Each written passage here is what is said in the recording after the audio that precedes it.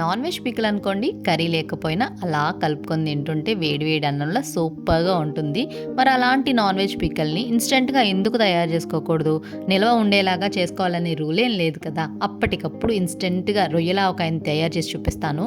నేనైతే కొంచెం నిల్వ ఉండేలా పెట్టానులేండి. కాకపోతే మీకు ఇన్స్టెంట్గా అప్పటికప్పుడు తినాలనిపించినప్పుడు రొయ్యల్ని కొంచెం పసుపు ఉప్పు వేసుకొని వాటర్ పోయేంత వరకు ఇలాగా డ్రై అయ్యే వరకు ఫ్రై చేసుకోవాలి. ఏ ఆవకాయ చేసుకున్నా వేరుశనగ నూనె చాలా బాగుంటుంది. ప్యాన్లో కాస్త ఆయిల్ వేసేసుకొని రొయ్యలన్నీ వేసుకొని గోల్డెన్ బ్రౌన్ కలర్ వచ్చిన తర్వాత అల్లం వెల్లుల్లి పేస్ట్ వేసేసుకోండి. కాస్త గ్రేవీ ఎక్కువ రావాలి అనుకున్న వాళ్ళు అల్లం వెల్లుల్లి పేస్ట్ కాస్త ఎక్కువ వేసుకున్నా పర్వాలేదు. మెయిన్ ఇంగ్రీడియంట్ ఇందులో మసాలా పౌడర్. ఆ మసాలా పౌడర్ తయారు చేసుకోవడానికి ధనియాలు, జీలకర్ర, లవంగం మొగ్గలు, దాల్చిన చెక్క, ఇలాచీ వేసుకొని ఆయిల్ లేకుండా ఫ్రై చేసుకొని పౌడర్ చేసి వేసేసుకోవడమే. స్టవ్ ఆఫ్ చేసుకొని లాస్ట్లో ఉప్పు కారం వేసుకొని చల్లారిన తర్వాత నిమ్మరసం కూడా యాడ్ చేసుకోవడమే.